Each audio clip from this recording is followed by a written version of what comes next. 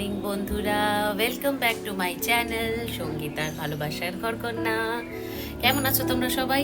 আশা করছি সবাই সুস্থ আছো, ভালো আছো। আমিও বেশ ভালোই আছি। তো দেখো, সকাল সকাল আজকে আমি সমস্ত কাজ সেরে নিয়েছি। সেরে নিয়ে আমার চান টান সারা হয়ে গেছে। তারপরে আমি চলে এসেছি সোজা আমার এই ছোট্ট বাগানে। এই দেখো, এসেই তো মনটা একদম এক নিমেষে ভালো হয়ে গেল। এই দেখো কত জবা ফুটেছে, দেখছো? এই দেখো, এই জবাটা তোমাদের দেখাই। এই দেখো, এইটা হচ্ছে, এটাকে বলে ঘন্টা জবা। সেটা ফুটেছে। আর এই যে লক্ষ্মী জবা, দেখছো কি সুন্দর ফুটেছে। তো এক নিমেষে একদম মনটা ভালো হয়ে গেল। এবার চলো চটপট একটু পুজোটা সেরে নিই। সকাল সকাল উঠে আজকে সবার খুব খিদে পেয়ে গেছিলো, সবাই একটু করে খেয়ে নিয়েছি। আর একদম ভোরবেলাতে হাজব্যান্ড আর আমি দুজনা একটু হাঁটতে বেরিয়েছিলাম। হেঁটে টেটে এসে একটু খেয়ে তারপরে আমি সমস্ত কাজ সেরে স্নান টান সেরে এই যে আমার ব্যালকনি বাগানে এসে আমার এক টুকরো শান্তির জায়গায় এসে এই ভিডিওটা শ্যুট করলাম, তোমাদেরকে দেখালাম। এবার চলো, আর আজকের ভিডিওতে অনেক কিছু আছে, তো দেখতে থাকো তোমরা। বিকেলের দিকেও এক জায়গায় যাওয়ার আছে, তোমাদেরকেও সঙ্গে নিয়ে যাব। তো চলো আজকে শুরু করি। ওকে। এই দেখো বন্ধুরা, আমার পুজো হয়ে গেছে। এই যে বাবাকে সুন্দর করে মালা পরিয়েছি, কি ভালো লাগছে আমার বাবাকে দেখতে।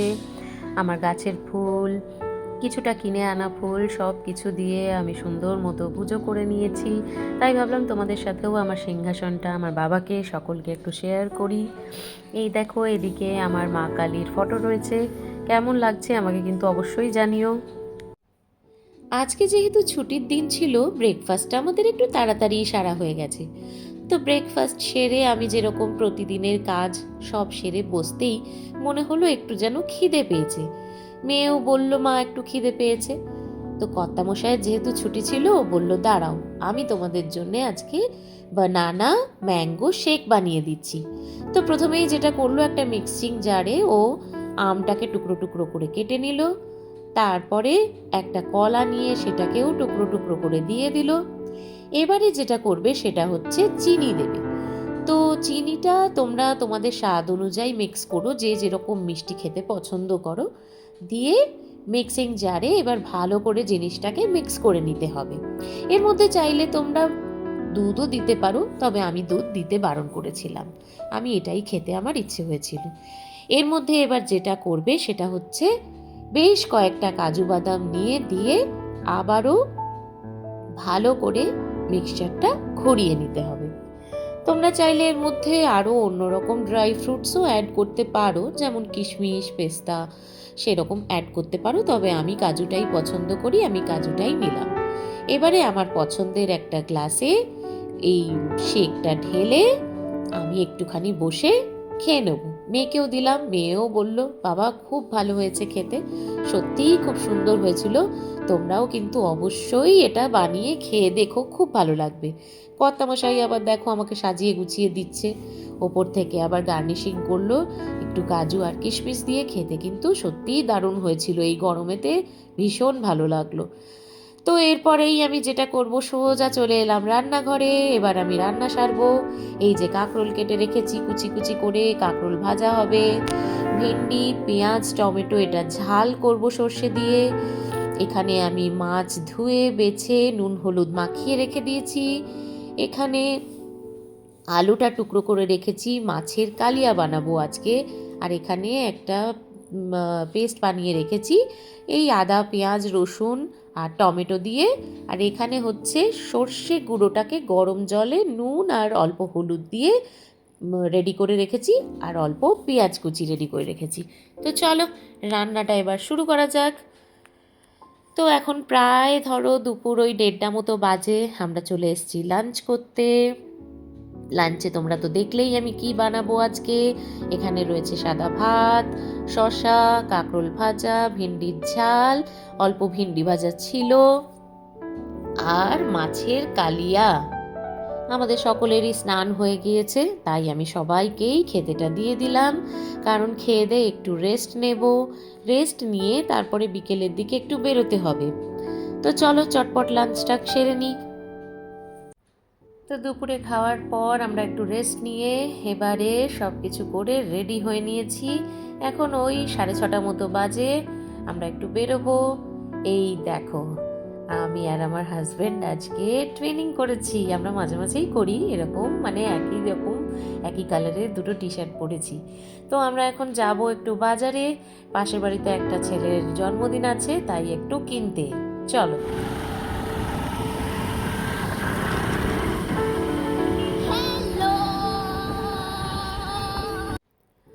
তো এই যে দেখো, আমি চলে এসেছি।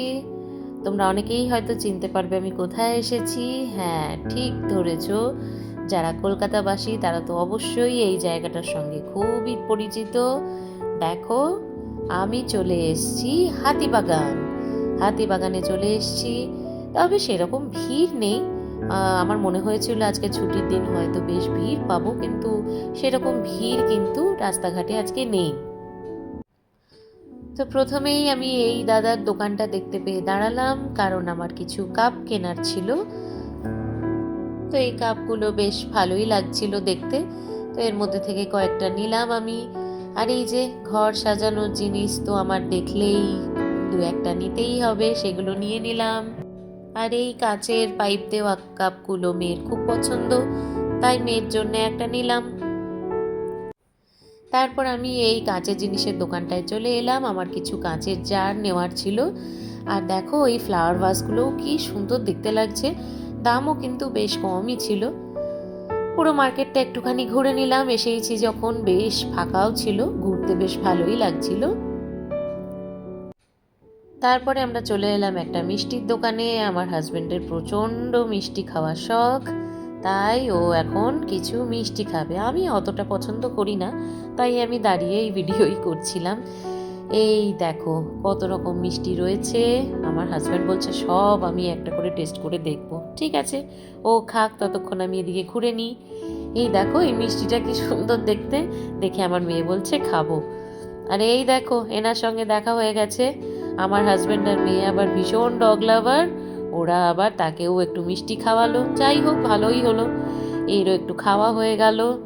আমার হাজব্যান্ড মেয়ে সবাই মিষ্টি খেলো, তার সঙ্গে এই দাদাবাবুও আবার একটু মিষ্টি খেয়ে নিলেন। সব কেনাকাটা কমপ্লিট, গিফট কেনাও হয়ে গেছে। ফিরছি এবার আমরা বাড়ির পথে। চলো। তো বাড়ি ফিরেই দেখো বন্ধুরা, আমি একটা পার্সেল ওপেন করতে বসে পড়েছি। পার্সেলটা যদিও সকালবেলাই এসেছে, কিন্তু সকালে নানান কাজে আর এটাকে খোলা হয়ে ওঠেনি। তো এখন বাড়ি ফিরতেই ব্যাস মেয়ের জিদ ধরলো, মামা পার্সেলটা ওপেন করে ফেলো। বক্সটা দেখো একটুখানি অন্য রকম প্যাকিং করেছে। তো বলো তো এর মধ্যে কী আছে, বলতে পারবে? চলো আমি বলি। এটার মধ্যে রয়েছে একটা ওয়াল ক্লক। আমি আমার মেয়ের রুমের জন্যে একটা ওয়াল ক্লক অর্ডার করেছিলাম। সাইজটা একটু ছোট এসেছে, আমার দেখে মনে হয়েছিল সাইজটা বেশ বড়, কিন্তু তা নয়, দেখছি হাতে পেয়ে যে সাইজটা একটু ছোট। বাট কোয়ালিটি এমনি ভালোই এসেছে, খুব ক্লিয়ার। মেয়ের পছন্দ হয়েছে, ব্যাস তাই আর রিটার্ন করলাম না। তো চলো এবার যেটা করব, এবার ফ্রেশ হয়ে নিয়েছি, ডিনারটা সেরে নিই। এখানে রয়েছে রাজমা মশালা, রুটি, রসগোল্লা আর কোল্ড ড্রিঙ্কস। তো রুটিটা আর বানাইনি বাড়িতে, রুটিটা কিনেই নিয়ে এসেছি আজকে।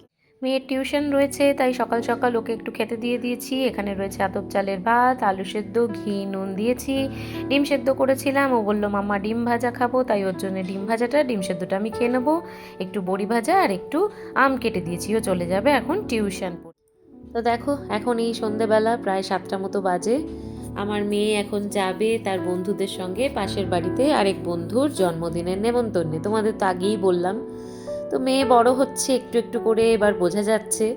হঠাৎ আমাকে এসে বলল, মাম্মা আমাকে কি একটু চুলটা তুমি স্ট্রেট করে দেবে?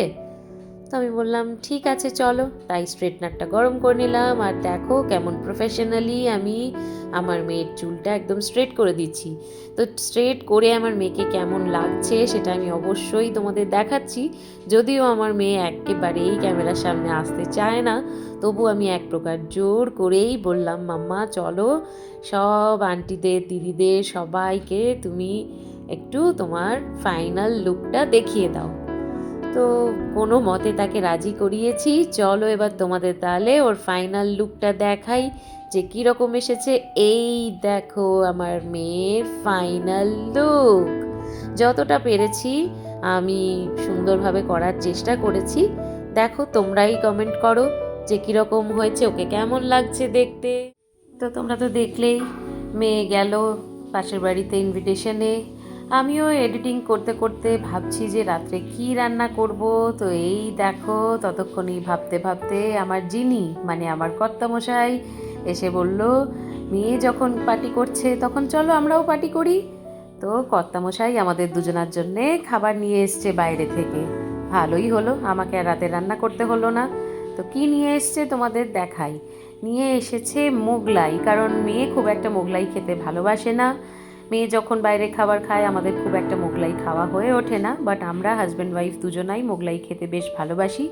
তাই সামনের দোকান থেকে মোগলাই নিয়ে এসছে। চলো আমি এবার প্লেটে সাজিয়ে নিই। এই দেখো এখানে স্যালাড দিয়েছে, সস দিয়েছে।